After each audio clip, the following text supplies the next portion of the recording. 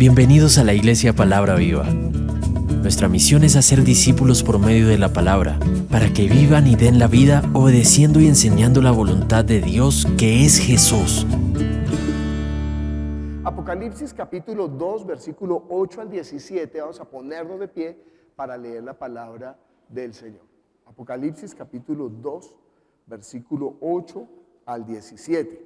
Dice así: escribe al ángel de la iglesia en Esmirna, el primero y el postrero, el que estuvo muerto y vivió, dice esto: yo conozco tus obras y tu tribulación y tu pobreza, pero tú eres rico, y la blasfemia de los que se dicen ser judíos y no lo son, sino sinagoga de Satanás.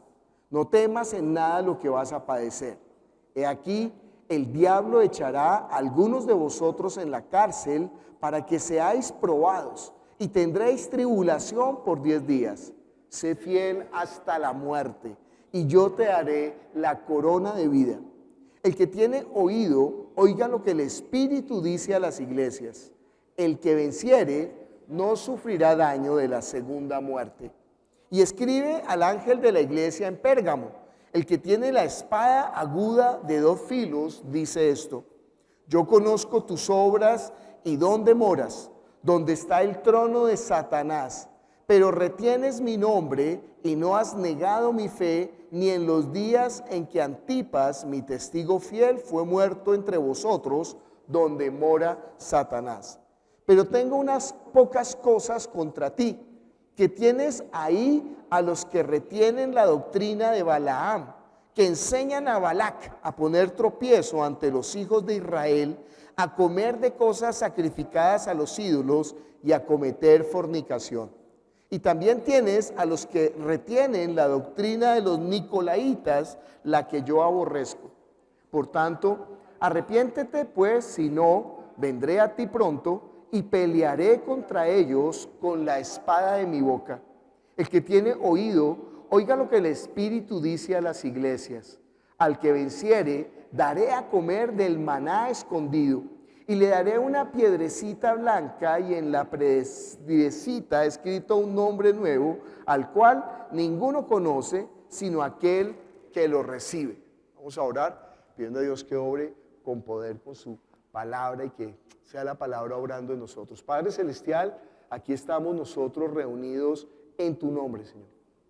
Anhelamos conocerte, anhelamos poder experimentar la vida de fe, vivir la plenitud. Jesús, ayúdanos, Señor, para despojarnos de todo ese peso que nos asedia, Señor, de lo que nos quiere distraer de ti, de lo que nos quiere desviar, de lo que nos quiere, Señor, desanimar.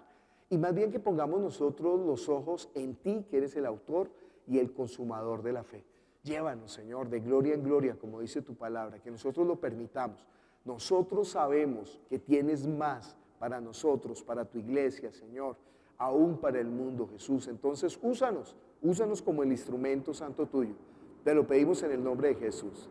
Amén. ¿Pueden sentarse? Estamos en el primer domingo del mes. Ya este año se acabó, ¿no? Ya están armando el árbol de Navidad en algunas casas. Entonces, está el tiempo pasando demasiado rápido, pero que estamos tan ocupados, es por eso que el tiempo se nos pasa tan rápido. Estamos nosotros estudiando hoy Apocalipsis, como hacemos el primer domingo del mes, porque estudiamos Apocalipsis como una base de la vida de fe, y hemos encontrado toda la riqueza que tiene ese libro. Nosotros ya llevamos estudiando 3 años Apocalipsis en Zoom, por YouTube, y estamos ya terminando. Y ha sido un viaje realmente hermoso, porque nos damos cuenta que este no es un libro encriptado, con unas características raras, sino que al contrario, está hablando de la iglesia. Y lo que está hablando de la iglesia es que la iglesia va a triunfar contra todas las fuerzas del enemigo. Entonces, en eso que está Dios hablando, en medio de eso está, en primer lugar, animando a la iglesia, contándole que va a triunfar. En segundo lugar, haciendo que la iglesia esté segura, diciéndole: no se preocupe, yo tengo el control, yo estoy ahí con ustedes. Y en tercer lugar, advirtiéndole contra los peligros que pueden pasar durante este viaje que hemos comenzado en la vida de fe. Ojo, el apocalipsis no va a suceder. El apocalipsis ya comenzó. Y no comenzó con el Bitcoin ni con la caída de Ucrania. No, el apocalipsis comenzó en el momento en que el Señor Jesús apareció en esta tierra. Eso es lo que la Biblia dice acerca del día del Señor. El día del Señor vendrá. Y nosotros estamos viendo cómo se está desarrollando ese día del Señor, hasta que Él venga físicamente por segunda vez. No se preocupe, como dijo el profeta, volveré, ¿sí? Volveré. ¿Quién era? Sergio Vargas. Como dijo el profeta Sergio Vargas, porque te espero, hasta tu puerto volveré. Serás mi estrella, si tú ves. Ay, no posteé canciones del mundo. Es que yo leo en las canciones del mundo las frases que hablan de Jesús, ¿sí? Me imagino si está diciendo volveré, seré tu estrella, si tú me esperas, volveré. Ahora que cuando baile, entonces por lo menos lo haga espiritualmente. Bueno, gracias por perdonarme mis tonterías, ¿no? Yo le digo a la gente, no, la iglesia a la que le sirvo es la iglesia más noble del planeta, me aguanta a mí. Bueno, dice, lo que vamos a aprender hoy acerca de Dios es que Dios habla. La gente que no conoce a Dios se impacta con eso, cuando los cristianos dicen, y Dios me habló, y entonces, ¿de verdad Dios le habló? Mire conmigo Hebreos capítulo 1. Hay que entender cómo es que Dios habla. Hebreos capítulo 1, versículo 1, dice, Dios, habiendo hablado muchas veces y de muchas maneras en otro tiempo a los padres por los profetas, en estos postreros días nos ha hablado por el Hijo. Dios habló en el pasado. Cuando dice en el pasado, está hablando del Antiguo Testamento, por medio de los profetas. Los profetas traían la palabra de Dios, traían el mensaje de Dios. Ese mensaje básicamente se lo resumo en una frase. El mensaje de los profetas es, va a venir el Mesías. Ese es el mensaje. Si usted no entiende eso en el Antiguo Testamento, entonces usted no está leyendo bien el Antiguo Testamento. Eso es lo que se resume. Miremos un momento Lucas capítulo 24.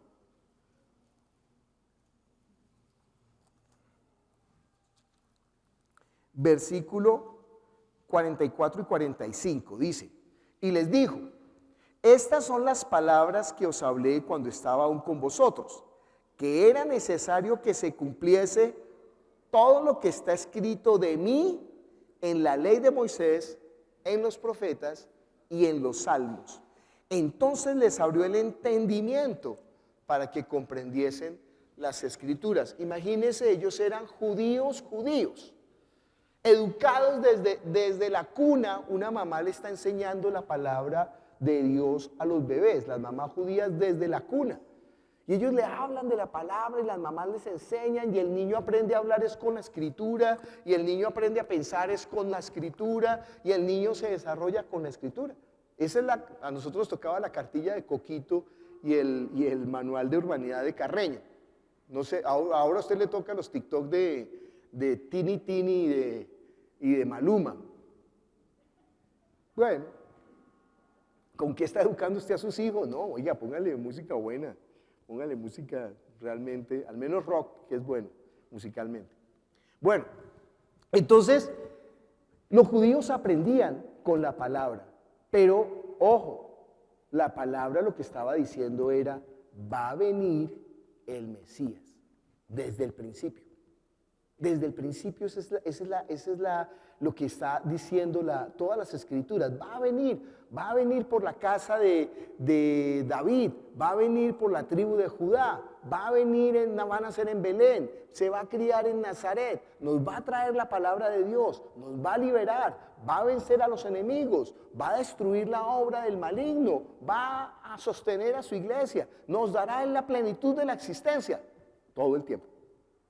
Por eso dice Dios habiendo hablado muchas veces, pero eso que habló el Padre fue acerca de ¿quién? Del Hijo. Para que cuando el Hijo viniera, nosotros viendo al Hijo, comprobáramos con todo el Antiguo Testamento, Él es el que Dios dijo que iba a venir. O sea, Él es el cumplimiento de la palabra de Dios. Por eso dice, la palabra se hizo ¿qué? Carne. Si Jesús no hubiera venido a este mundo y hubiera hecho la obra que hizo, llevado las señales que llevó y hubiera dicho la palabra que dijo, nosotros diríamos que el Padre es un mentiroso, porque no cumplió su palabra.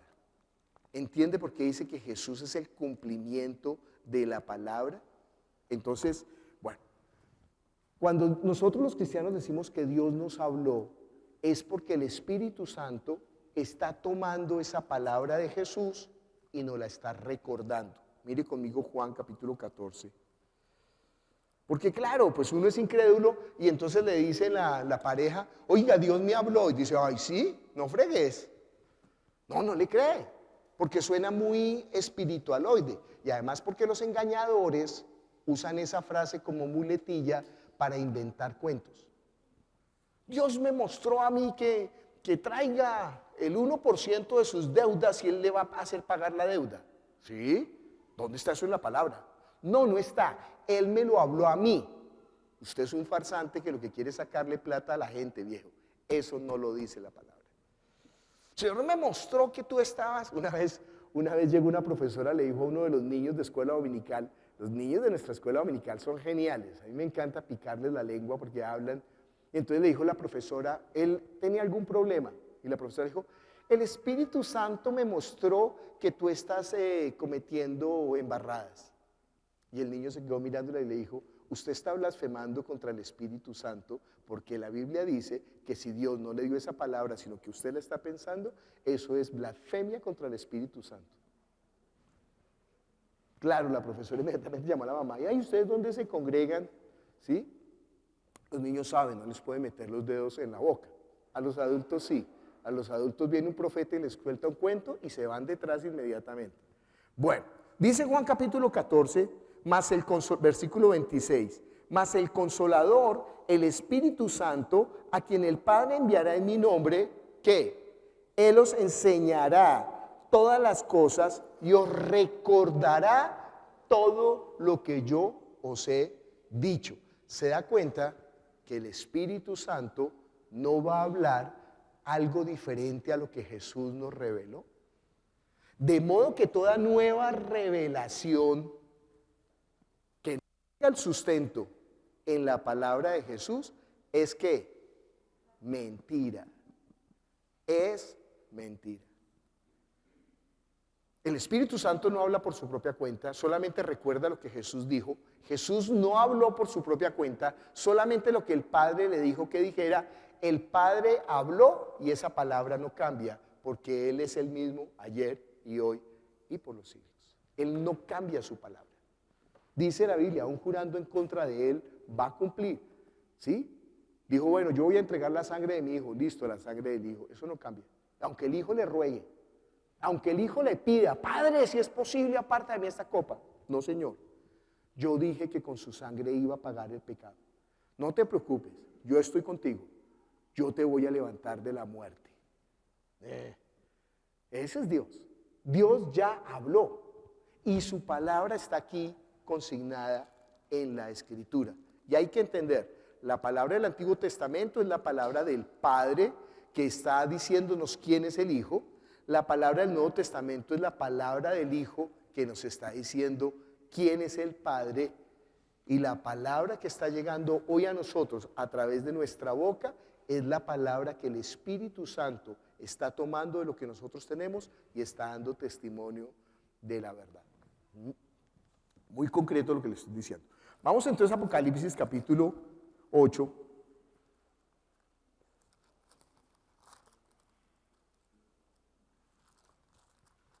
Apocalipsis capítulo 2, versículo 8. Dice el primer versículo, el 8. Y escribe al ángel de la iglesia en Esmirna. Esmirna es una ciudad de Medio Oriente, como por los lados de Turquía. El primero y el postrero, el que estuvo muerto y vivió, dice esto. Esa es una frase muy contundente que usa Jesús en el Apocalipsis. Mire ahí Apocalipsis 1, 17 y 18. Cuando le vi, caí como muerto a sus pies, y él puso su diestra sobre mí diciéndome: no temas, soy ¿qué? El primero y el último, y el que vivo y estuve muerto, mas he aquí que vivo por los siglos de los siglos, amén, y tengo las llaves de la muerte y del Hades. Mire conmigo ahí capítulo 1, versículo 8. Yo soy el alfa y la omega, principio y fin, dice el Señor, que es y que era y que ha de venir, el Todopoderoso. A mí me encanta que Germán Andrade, que era un testigo de Jehová, ustedes se acuerdan de él, yo cada rato lo invito porque se apartó por tontín, y entonces él aprendió esto muy bien, y cuando llegaba un testigo de Jehová a recordarle: venga hermano, venga, creo que eran más fieles los testigos de Jehová jalando a Germán Andrade para que volviera donde los testigos que nosotros. Yo sí lo jalo, pero ustedes no lo jalan. Y entonces le decían: venga, y entonces le decía: espere un momento, abra su Biblia, mire Apocalipsis capítulo 1, versículo 8. Entonces en la versión de los testigos de Jehová dice: yo soy el alfa y la omega, principio y fin, dice Jehová. Pero resulta que en los manuscritos antiguos no dice Jehová. Ellos lo colocaron a propósito. Y después decía: el que es y que era y que ha de venir, el Todopoderoso. Y entonces Germán les decía: ¿cómo así? ¿Jehová va a venir? ¿Quién es el que va a venir? Y entonces los testigos le decían: Jesús. Dijo: pues ese es Jesús. ¿Se da cuenta que la Biblia de ustedes ha sido manipulada? Es una maravilla, porque él, siendo testigo de Jehová, claro, ya sabía todos los vericuetos de la doctrina de ellos y les explicaba, ¿no? Con pelos y señales. Un hombre valioso ahí. Bueno, dice: yo soy el primero y el último. ¿Por qué es tan importante esa referencia? Porque esa referencia la utiliza Dios en el Antiguo Testamento hablando de su exclusividad. Mire conmigo Isaías capítulo 44.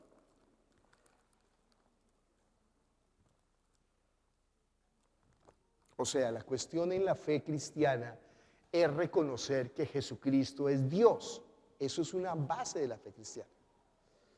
Y entonces cualquier grupo puede decir: no, sí, Jesucristo es lindo, Jesucristo es bueno, Jesucristo es un maestro de sabiduría, Jesucristo es un camino de gnosis, puede decir lo que quiera de Jesús. Él es un maestro, Él es un iluminado, Él es un profeta, Él es el Mesías, puede decir lo que quiera de Jesús. Pero si no reconoce que Él es el Cristo, el Hijo del Dios viviente, usted no puede edificar la iglesia. Hay que reconocer que es Dios. Esa es la negación. No, es el hijo del carpintero, murió y no resucitó. ¿Cómo sabemos que resucitó? Bueno, pues tenemos el testimonio. Pero siempre lo que está haciendo los que no creen es negando la deidad del Hijo. Pero este versículo es muy bueno. Mire conmigo Isaías 48. No, le dije 44 ya. 6. Dice: así dice Jehová, Rey de Israel, y su Redentor, Jehová de los ejércitos: yo soy el primero y yo soy el postrero, y fuera de mí, ¿qué? No hay Dios. ¿Se da cuenta que ese título solamente le corresponde a Dios? Y Jesús lo está usando. Comienzo de Apocalipsis 3 veces. Mire conmigo Isaías capítulo 48.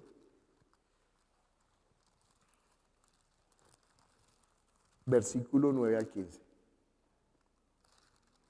Dice: por amor de mi nombre diferiré mi ira, y para alabanza mía la reprimiré para no destruirte.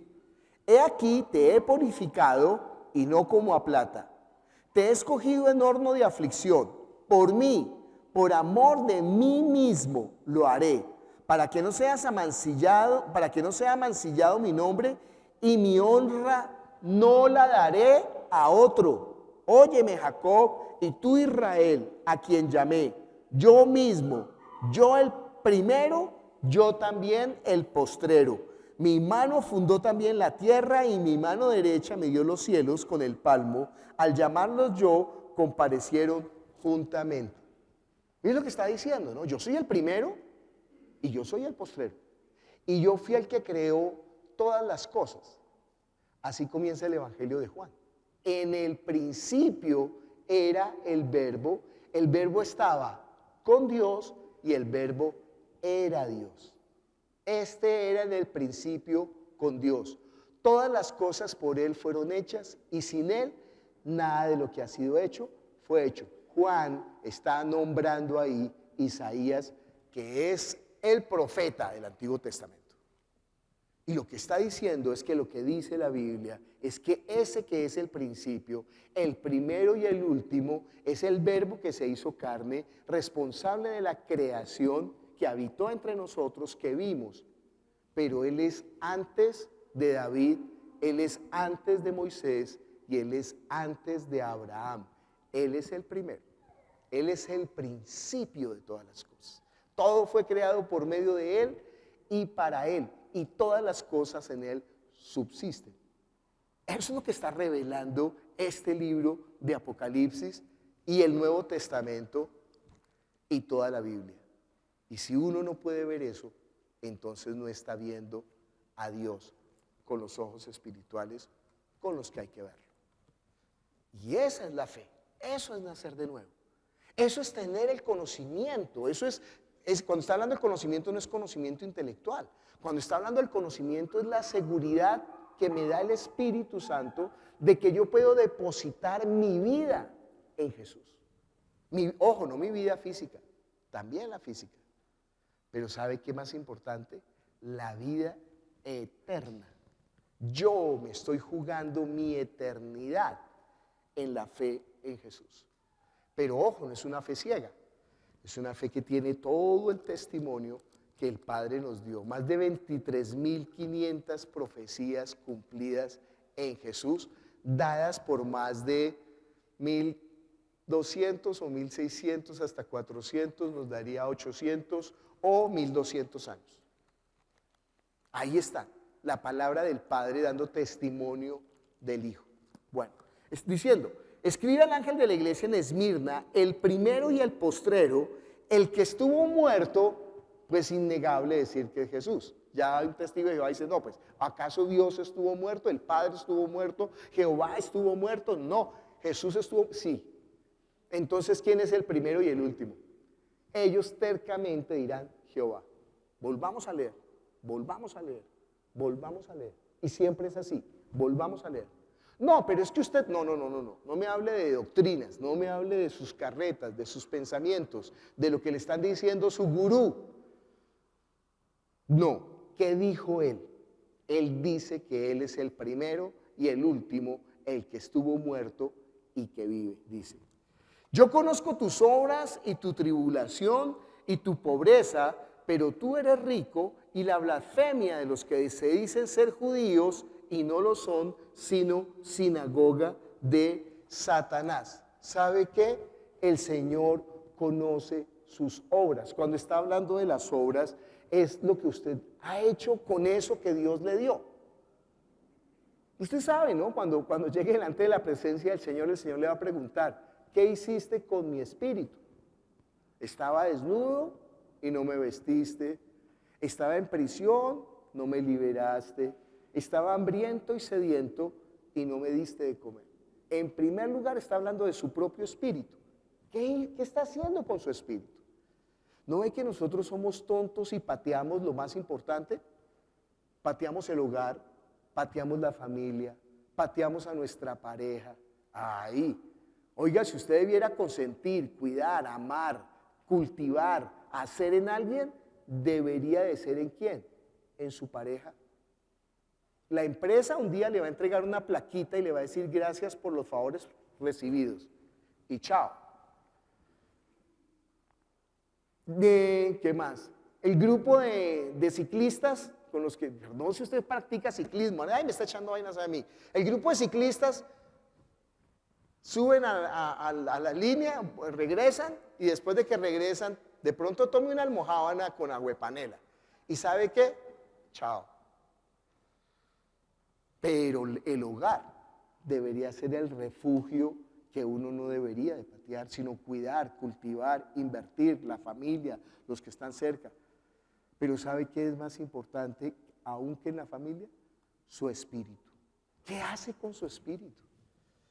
¿En qué gasta usted el tiempo? No, yo prefiero ver series de Netflix. Está bien ver series de Netflix. No le estoy diciendo que Netflix es del diablo, aunque lo es. Sí, sepa quiénes son los dueños de Netflix. Entonces, pero no importa, uno ve Netflix y de ahí saca hasta historias para contar en las prédicas. No, vea YouTube, todo hágalo. Pero ¿sabe qué? Que nada de eso le quite lugar a Dios. Es que no debería haber nada, si usted ha entendido, no debería haber nada que amenace el lugar de Dios que debe tener en su vida. Dice ahí, yo conozco tus obras. Cuando habla de las obras es eso que usted está haciendo con su espíritu. Y Él está viendo el corazón con el que lo hace. Me maravillo, por ejemplo, vienen el sábado los maestros de escuela dominical con el coordinador y ellos han estado pensando todo el mes cómo van a hacer la decoración de escuela dominical. Si usted es papá de niños, los manda en la escalera, no, al final está en el culto, suba y chismosee lo que hacen ellos con los niños. Y entonces decoran y hacen y enseñan y todo el tiempo están ahí haciendo. Y yo digo, ay, qué maravilla. ¿Saben por qué? No lo hacen obligados, no lo hacen por tratar de lograr una posición de autoridad dentro de la iglesia, lo hacen solamente por amor al Señor, para que los niños conozcan bien. ¿Saben cuál es el lugar de autoridad en nuestra iglesia? El que sirve. Claro, eso es un conflicto para el pensamiento del mundo. Ustedes saben, el mundo es, yo me enseñoreo y usted me sirve a mí y yo le sirvo a otro bobo y otro bobo más arriba, sí, hasta el tope. Eso es una pirámide, porque siempre en las pirámides de poder hay una élite chiquita en la punta y el resto son la masa gris y espesa. No, en la vida de fe no es así. En la vida de fe nosotros solamente tenemos una cabeza, solamente tenemos un pastor, solamente tenemos uno a quien servimos y solamente hay uno por el que damos la vida. Y ese es Jesús, Jesús, Jesús. Y a mí me da tristeza viendo gente de la iglesia diciendo todavía, es que mi pastor me hirió y mi pastor me ofendió. Y yo le digo, no le creo. No porque sea yo el que haya ofendido, yo sé que yo ofendo, yo sé que soy un guache, yo sé que soy terrible. Pero su pastor es Jesús. Y Él jamás lo va a dejar, jamás lo va a abandonar, jamás le va a dar un mal consejo, jamás le va a dar un mal ejemplo, jamás lo va a llevar a pecar, jamás le va a hacer desviar, jamás le va a faltar, jamás. Jamás, porque fiel es el que prometió, yo estaré contigo todos los días. Pero si usted de tonto no ha aprendido todavía y baja los ojos al hombre y espera en el hombre, se lo aseguro, todo le faltará, todo le faltará, todo le faltará. Nosotros sabemos realmente en quién hemos creído. Y el único que se puede enseñorear de nuestra iglesia, el único que puede ser la cabeza, el único es el Señor. Y el resto nosotros somos miembros los unos de los otros y servimos. ¿Se da cuenta que en el servicio no hay lío? Porque del servicio nadie se puede enseñorear. Entonces ese es el principio nuestro. Yo conozco tus obras y tu tribulación. No, espere un momento, ese no es el evangelio es pare de sufrir, no te va a pasar nada, ven a Cristo y no te va a pasar nada, nunca más vas a sufrir, Él va a quitar todos los problemas, Él no va a permitir que nada te pase, Él no va... Oiga, ¿usted en qué iglesia está? Eso suena más como a pare de sufrir, tendría que decírmelo en acento brasilero, porque si no, no se lo creo. Pero ¿qué dice la Escritura?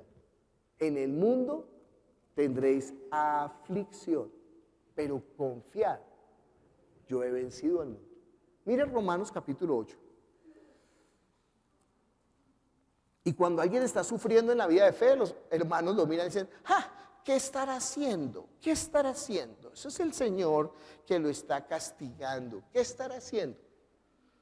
Y si no lo castiga, entonces, ¿qué no estará haciendo? Porque si no le pasa nada es que el Señor porque cuando uno hace el diablo lo molesta. ¿Eh? O sea, palo porque boga, palo porque no boga. Si le va bien, le da envidia. Si le va mal, se alegra. Eso quién sabe qué está haciendo.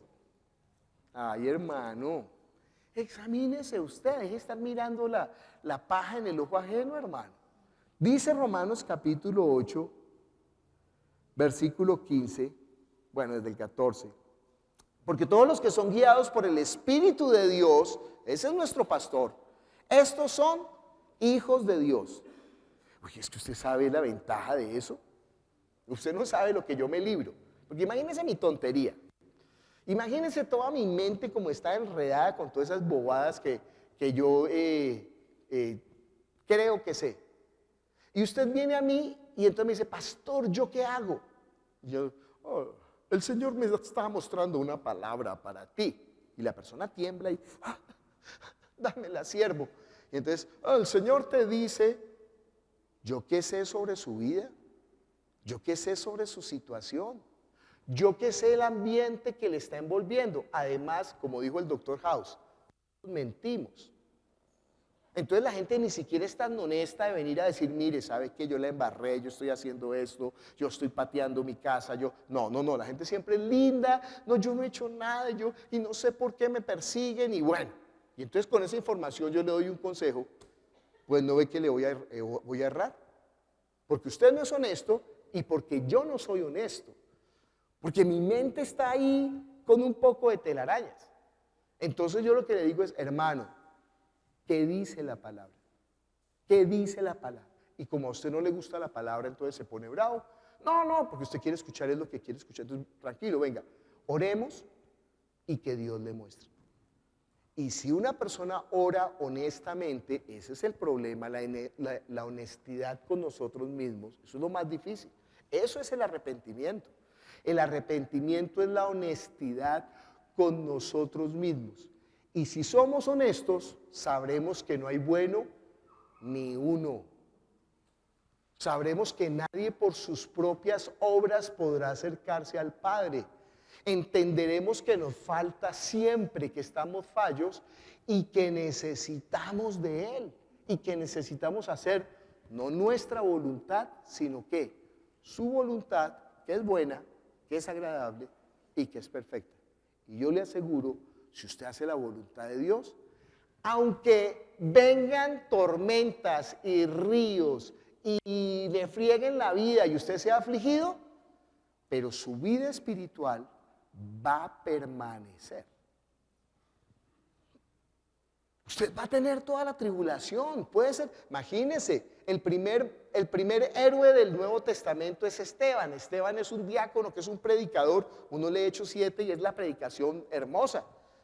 ¡Ey, qué duro! Y Esteban predicaba con una vehemencia y en la economía de Dios, Él permite que Esteban muera en ese momento apedreado.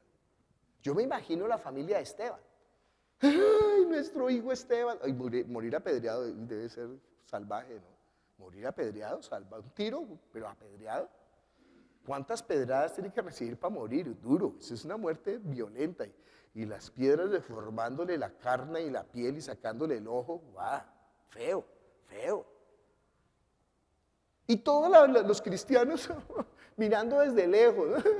Esteban, ¿quién sabe qué hizo de malo? El Señor lo está castigando. No estaba haciendo nada malo, estaba predicando el Evangelio.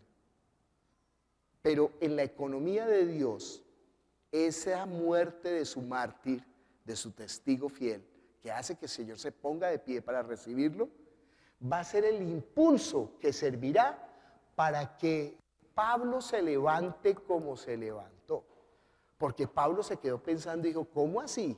Que nosotros matamos a este blasfemo creador de sectas que se llama Esteban, y él en lugar de maldecirnos, nos bendijo. Padre, no le tomes en cuenta este pecado. Y usted entiende que ese amor genuino venció la maldad de Pablo y lo llevó a los pies de Cristo. Lo hizo pensar, espere, aquí hay una fuerza, aquí hay algo más poderoso. ¿Cómo así que este hombre lo matamos a pedradas y no nos maldice, nos bendice?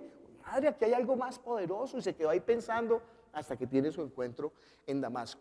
Pero entiende que Jesús, no dijo Dios, mi Esteban lindo, no te va a pasar nada.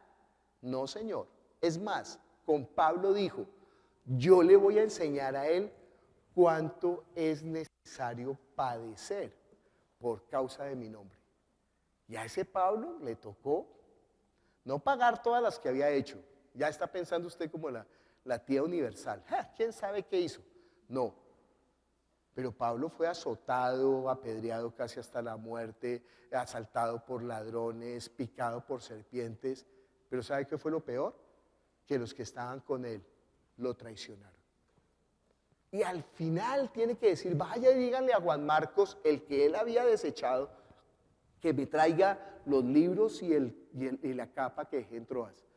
Todos me han dejado, ninguno está conmigo, solamente Lucas, el médico amado. Ay, me dejaron solito. Ay, usted nunca ha estado solo. Dios ha estado. Si el Señor es su pastor, usted nunca ha estado solo. No se preocupe. Bueno, estamos viendo Romanos 8, les dije. El Espíritu mismo da testimonio a nuestro espíritu de que somos hijos de Dios, versículo 17. Y si hijos, también herederos, herederos de Dios y coherederos con Cristo, si es que padecemos juntamente con Él, para que juntamente con Él seamos glorificados. Pues tengo por cierto que las aflicciones del tiempo presente no son comparables con la gloria venidera que en nosotros ha de manifestarse. Sí, si a usted le predicaron ese evangelio, que evangelio es para de sufrir, le mintieron. Pero si a usted le dijeron que en medio de la tribulación y la angustia, Él va a estar con usted todos los días hasta el fin, le predicaron el evangelio de verdad.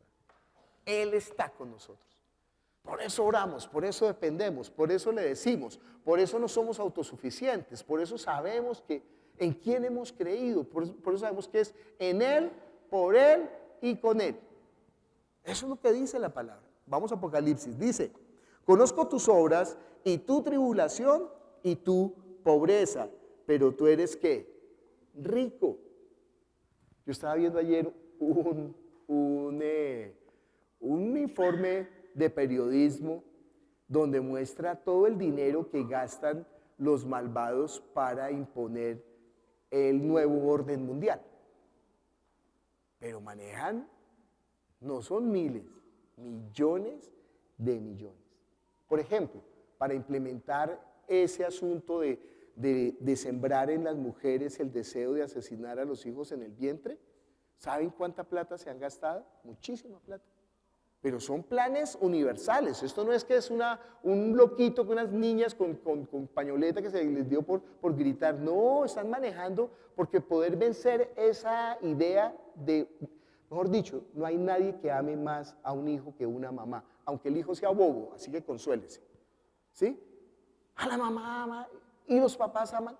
Pero imagínense todo lo que se necesita trabajar en la cultura del hombre para que la mamá en el vientre diga, no, nada, esto sáquemelo, ¿sí?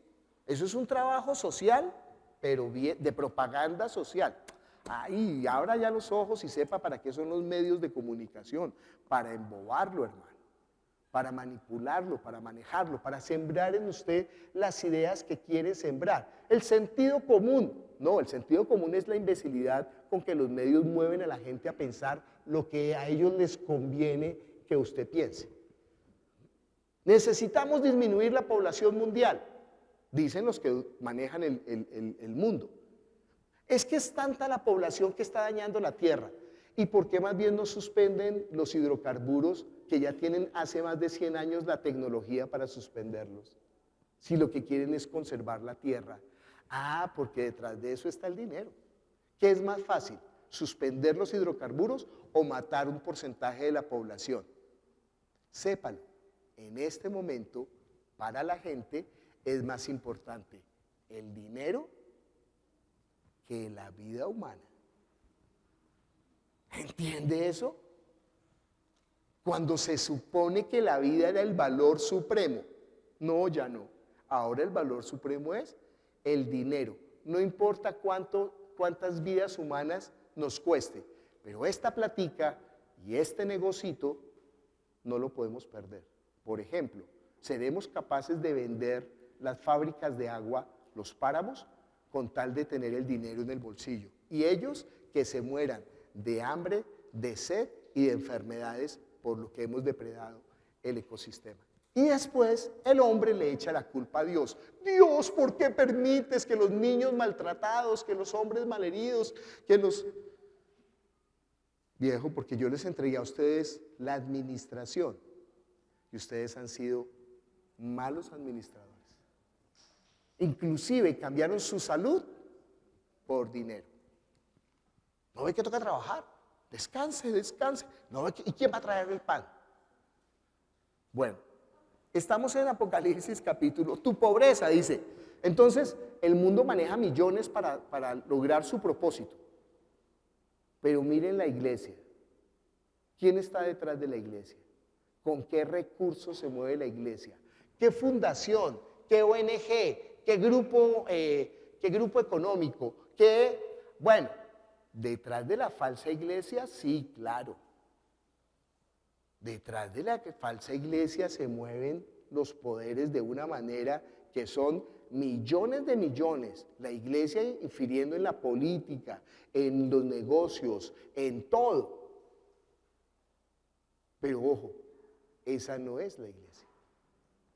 Mientras que la iglesia son esos grupúsculos de creyentes que con sus recursos sostienen la obra y hacen para que la obra corra y se extienda. Dice ahí, y tu pobreza, pero tú eres ¿qué? Rico. ¿Sabe cuánto dinero maneja la iglesia pobre? Muchos recursos. Porque usted con su conexión de internet, que paga, no sé cuánto está pagando, 100,000 pesos. Ahora multiplique 100,000 pesos por los que estamos aquí reunidos. ¿Cuántos estamos, Yosana? ¿Ya contaron? Entonces, digamos, hay 250 personas. Por 100,000 pesos, ¿cuánto es? ¿25 millones? 25 millones de pesos. Que nosotros estamos disponiendo para que la palabra de Dios corra, porque la mayoría tiene grupos de estudio, grupos de oración, está mandando al menos memes tontos cristianos, postea cancioncillas, mueve a la gente ¿con qué recursos? ¿Con los de Bill Gates? ¿Con los de Elon Musk? ¿Con los de la Federación Rockefeller? ¿Con los de la Fundación de Soros? No, con lo que Dios provee a cada uno. ¿Y cuántas iglesias están hoy domingo reunidas? O sea, contamos un servicio de una iglesia, 25 millones. Y ahora cuente, ¿cuántas iglesias en Bogotá? ¿10,000 iglesias? Entonces multiplique 25 millones por 10,000. Hablando solamente del Wi-Fi. Y dígame de la movilización. ¿Quién moviliza un ejército como la iglesia para cumplir el propósito de Dios? ¿No ve que los políticos colombianos para recoger unas firmitas se gastan millones de narcodólares para poder hacer eso? Pero nosotros, voluntariamente, disponiendo nuestro tiempo, nuestra vida y nuestros recursos, estamos haciendo la obra. No tenemos ninguna fundación detrás, ningunos padrinos detrás, ninguna mafia detrás, sino que nosotros voluntariamente nos movemos a hacer la obra de nuestro rey. La iglesia ya tiene rey, es Jesús. Y nosotros solamente somos bufones de él. La iglesia ya tiene pastor, nosotros solamente somos perritos que ladramos, o ovejas, o cabras, o lobos, o hombres malos, pero él lo permite.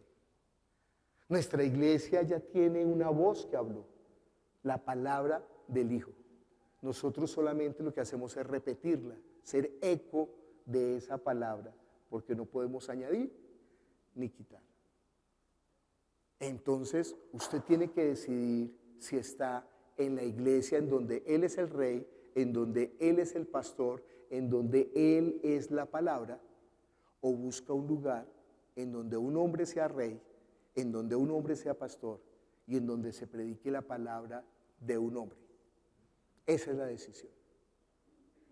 ¿Se da cuenta de la garantía que nosotros tenemos basados en qué?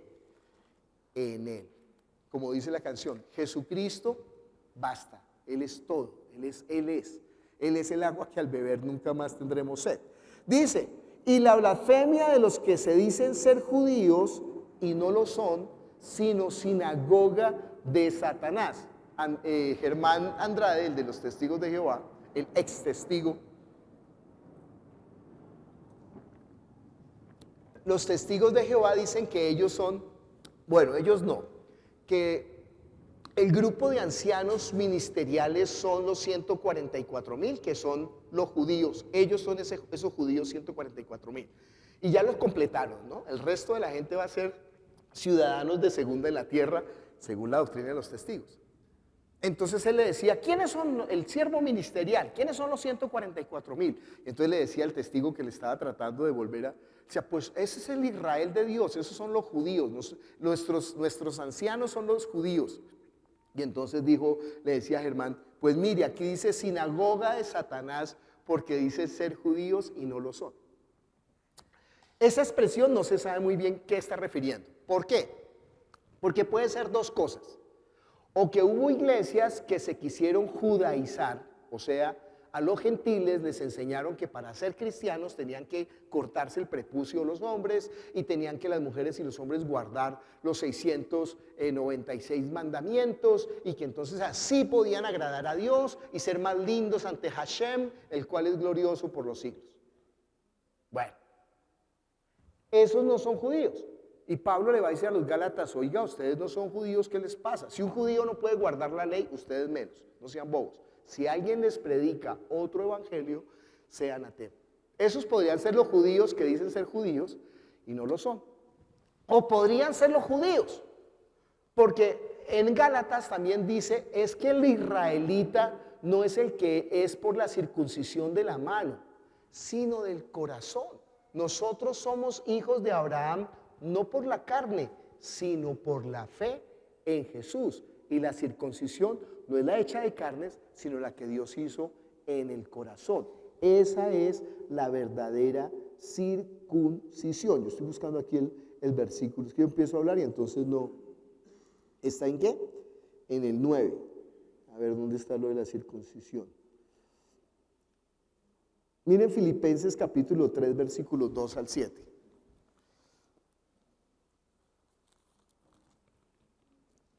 Miren lo que dice Pablo. Me encantan los insultos de la Biblia porque me hacen parecer a mí más decente. Me hacen quedar mejor a mí, que me excedo en mi vocabulario. Guardaos ¿de quién? De los perros. Guardaos de los malos obreros. Guardaos de los mutiladores del cuerpo, porque nosotros somos la circuncisión, los que en espíritu servimos a Dios y nos gloriamos en Cristo Jesús, no teniendo confianza en la carne. Y Pablo empieza a contar, si él tuviera confianza en la carne, dice, mire, si es por guardar la ley y por ser judío, dice, aunque yo también tengo también de qué confiar en la carne. Si alguno piensa que tiene de qué confiar en la carne, yo más.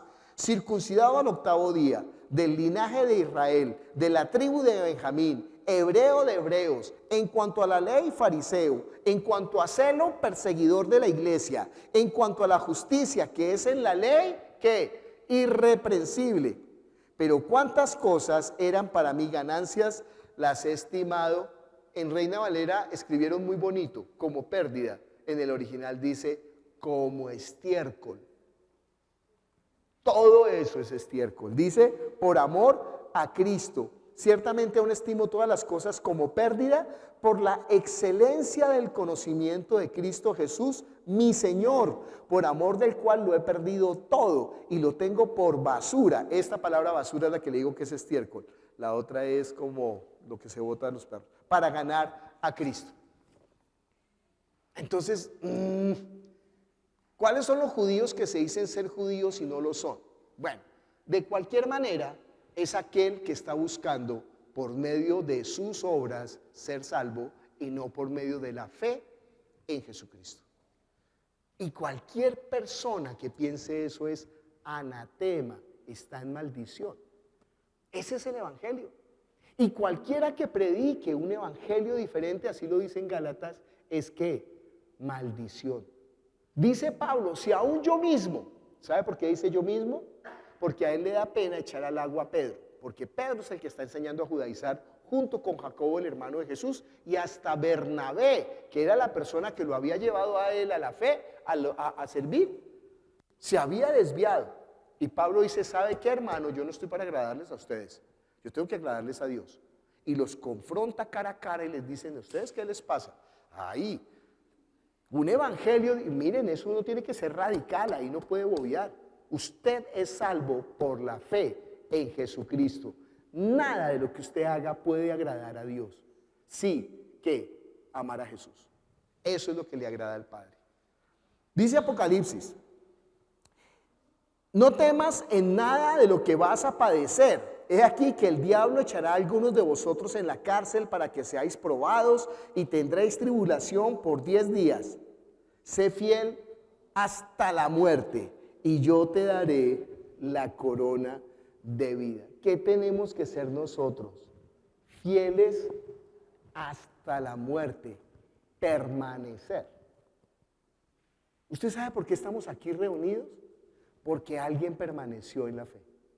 Alguien nos insistió, alguien nos dijo, alguien nos exhortó, alguien nos animó. ¿Cuántas veces tuvieron que insistirle a usted? ¿Cuántas veces tuvieron que orar por usted? ¿Cuántas veces usted ha acostado rodillas y lágrimas y clamor?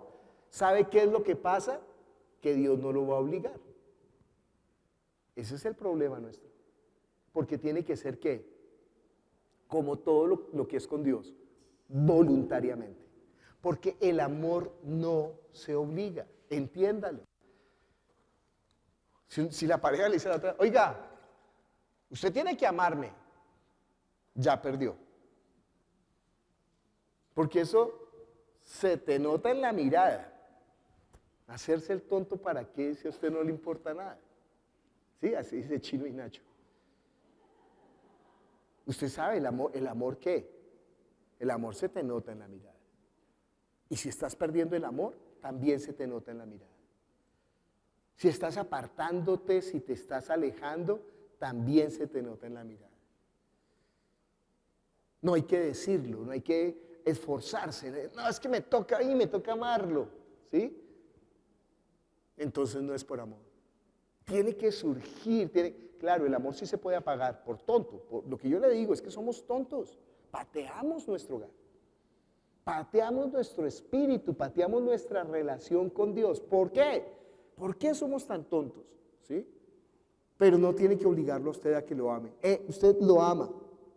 Dice el versículo, sé fiel hasta la muerte y yo te daré la corona de vida. ¿Sabe qué dice Pablo? Yo voy a luchar por mi corona para que yo no la pierda. Me esfuerzo, golpeo mi cuerpo duramente. Trabajo en aquello que fue ojo, la salvación es un regalo. Pero ¿qué tiene que hacer usted con el regalo? Cuidarlo. ¿Cómo se cuida la salvación? No, yo la guardo por aquí para que no le pase nada, la pongo debajo la entierro en el suelo. ¿Qué hiciste con mi talento? Señor, lo escondí porque, no señor, el talento era para que lo sacara y lo usara y me trajera mi rédito.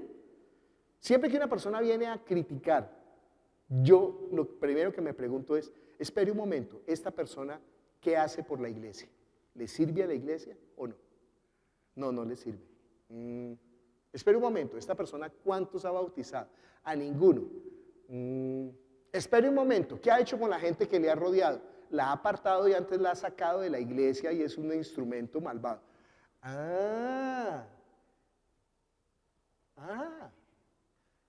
Claro, por los frutos yo sabré quién es. ¿Quién? Por los frutos yo sabré si tiene autoridad. Porque si la persona tiene autoridad, créame, yo lo escucho. Yo inmediatamente pongo atención. Cuando los malvados hablan, yo también los escucho, porque quiero saber qué hay en su corazón. Eso me gusta. Entonces sí, cuénteme y dígame. No, es que yo, y es que yo, no, y es que sí. ¿Y qué más? Porque lo que Jesús pone en el corazón nuestro siempre es que a poner la otra mejilla, a caminar la segunda milla, a fortalecer al que está débil, a no ser piedra de tropiezo, a ayudar al hermano. ¿Qué pasó con los 10 que andaban con usted? No, ya los saqué de la iglesia, voy por otros 10. ¿En serio? No estoy mintiendo. En la iglesia hay lobos. A mí no me importan las cabras, porque la cabra pues ahí ayuda a mantenernos despiertos y chévere, y friega, y se queja, y cornea, y bueno, bien, bueno, no importa, se necesitan. Pero los lobos, o sea, los que sacan a la gente para matarla, ¿sabe qué es lo peor? Que sacan a la gente y se quedan aquí ellos todavía. Pero no importa, los lobos también son necesarios. ¿No cree yo al malo para el día malo? Dice el Señor. Satanás ha pedido para zarandearte, pero yo no voy a dejar que te zarandee. No, el Señor dice, pero yo he rogado es para que tu fe no falte, que usted supere la prueba. Claro que sí. Sí, pero es que no es que, y entonces no, pero yo voy a persistir hasta el fin. ¿Por qué? En primer lugar, por mi espíritu, y en segundo lugar, por el espíritu de mis hermanos, y en tercer lugar, por el espíritu de los que no lo conocen, porque nosotros tenemos que ir a hacer luz en el mundo, luminares, somos responsables de la obra de Dios que no se la encargó a los ángeles, sino a estos vasos de barro para que hagan la obra. Usted está aquí porque alguien ha sido fiel hasta el fin, porque ha permanecido. Dice, el que tiene oídos, oiga lo que el Espíritu dice a las iglesias.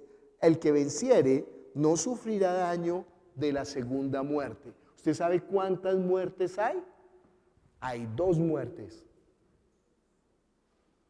¿Sabía eso? Hay 2 muertes. ¿Y sabía que la persona que nace una vez muere 2 veces y la persona que nace 2 veces solamente muere una vez? Ese es el acertijo. Es que se lo dijo a alguien hace mucho tiempo, un predicador, pero no sé ni a quién lo dijo. Y después nosotros repetimos lo que él dice. Mire cuándo entró la muerte. Romanos capítulo 8. Eso es lo que no entiende, eso es lo que no se entiende. Yo espero que usted lo entienda hoy. Romanos capítulo 5, versículo 12. Ojo, estamos leyendo la palabra, porque ahí me están engatusando. No, es la palabra. Por tanto, como el pecado entró en el mundo por un hombre, ¿está hablando de quién? De Adán. O sea, el pecado es la separación con Dios. Satanás hizo eso para que el hombre se separara de Dios. Entonces, por tanto, como el pecado entró en el mundo por un hombre, y por el pecado que la muerte, así la muerte pasó a todos los hombres, por cuanto todos pecaron. Mire conmigo Efesios capítulo 2, versículo 1 hasta el 3. Y Él os dio vida a vosotros, ¿cuándo? Cuando estabais muertos en vuestros delitos y pecados, en los cuales anduvisteis en otro tiempo, siguiendo la corriente de este mundo, conforme al príncipe de la potestad del aire, el espíritu que ahora opera sobre los hijos de desobediencia, entre los cuales todos nosotros vivimos en otro tiempo, haciendo la voluntad de la carne y de los pensamientos, y éramos hijos de ira, lo mismo que los demás. Todos estábamos muertos. Pero Dios, que es rico en misericordia por su grande amor con que nos amó, habiendo estado muertos en nuestros delitos y pecados, nos dio vida juntamente con Cristo. Por gracia sois salvos. La única manera de tener vida del Espíritu es por medio de la fe en Jesucristo. No hay otro camino. No hay otra manera. Y lo que significa la vida en el Espíritu es eso. Restablecer la comunión. ¿Cómo así? ¿Dios le habla a usted? Sí, sí nos habla. ¿Usted cree que Jesús resucitó? No creo que resucitó. Él vive y todos los días me manifiesta su vida. ¿Usted cree en ese cuentico de hace 2000 años? Mire, ese cuentico de hace 2000 años se está cumpliendo y se va a cumplir. Es más vigente que cualquier cosa. Todavía, toda la historia del hombre está girando alrededor del nombre, de la obra y de la persona de Jesucristo. Todavía. Porque no ve que Él es el principio y el fin. Él es la razón de ser de todas las cosas, y vida en el Espíritu es eso, poder tener la comunión con Él a través de Jesucristo. Mire conmigo Apocalipsis capítulo 21, versículo 13. Y el mar entregó los muertos que había en él, y la muerte y el Hades entregaron a los muertos que habían en ellos, y fueron juzgados cada uno según sus obras. Y la muerte y el Hades fueron lanzados ¿a dónde? Al lago de fuego. Esta es la muerte segunda, y el que no halló escrito su nombre en el libro de la vida fue lanzado al lago de fuego. Versículo 5 de Apocalipsis 20. Pero los otros muertos no volvieron a vivir hasta que se cumplieron 1000 años. Esta es la primera resurrección. Bienaventurado y santo el que tiene parte en la primera resurrección. La segunda muerte no tiene potestad sobre estos, sino que serán sacerdotes de Dios y de Cristo y reinarán con él 1000 años. ¿Entiende que hay dos muertes? Hay una muerte física. Hay tres muertes, gracias. Hay una muerte física, natural. Hay una muerte espiritual, la que tuvo el hombre desde Adán, y eso fue lo que heredamos. Y hay una muerte eterna, por la eternidad, separado de Dios. No se preocupe que si usted no quiere estar con Dios, nadie lo puede obligar. Y en la eternidad tampoco. Nadie va a estar en el cielo diciendo, yo no quería estar aquí y me obligaron. Es que, ¿para qué? Eso fue mi mamá que me obligó. Yo no quiero estar aquí. No.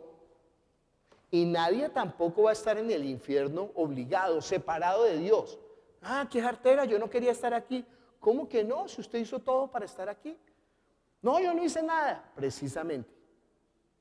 Porque lo que tenía que hacer era tan fácil. ¿Qué?